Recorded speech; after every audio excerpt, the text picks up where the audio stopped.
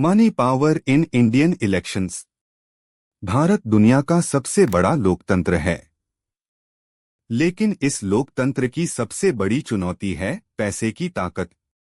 कहा जाता है, भारत में चुनाव विचारधारा से नहीं बल्कि धनबल से लड़े और जीते जाते हैं। तो आइए समझते हैं भारतीय चुनावों में मनी पावर की असली भूमिका। शुरुआत। The background. 1952 में पहला आम चुनाव हुआ, सादगी और जनभागीदारी से भरा हुआ। लेकिन समय के साथ चुनावी प्रक्रिया महंगी होती गई।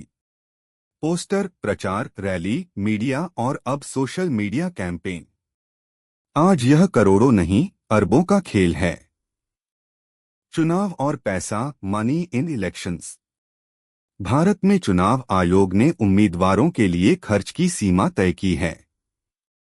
लेकिन असलियत यह है कि पार्टी और उम्मीदवार घोषित खर्च से कई गुना ज्यादा खर्च करते हैं।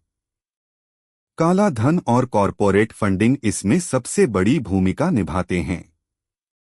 चुनाव जीतने के लिए पैसे से वोट खरीदे जाते हैं, कभी सीधे नकद, कभी शराब, कभी गिफ्ट के रूप में। मनी पावर के असर। Impact of money power. इसका असर साफ दिखता है। एक असमान अवसर, अनइक्वल अपॉर्चुनिटी।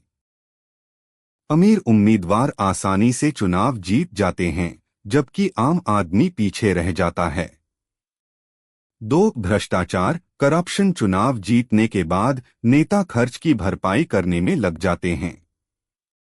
3. नीति पर असर, पॉलिसी इन्फ्लुएंस। जो कॉरपोरेट फंड देते हैं, बाद में वही सरकार की नीतियों को प्रभावित करते हैं।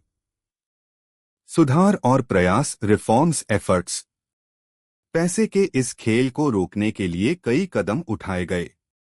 चुनावी खर्च की सीमा तय की गई। इलेक्टोरल बॉन्ड लाए गए ताकि दान पारदर्शी हो।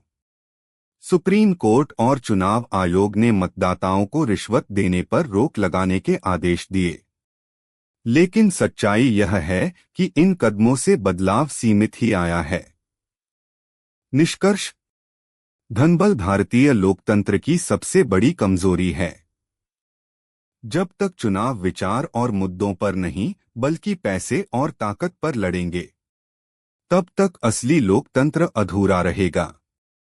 तो सवाल है, भारत का अगला चुनाव पैसे की ताकत से जीतेगा या जनता की ताकत से?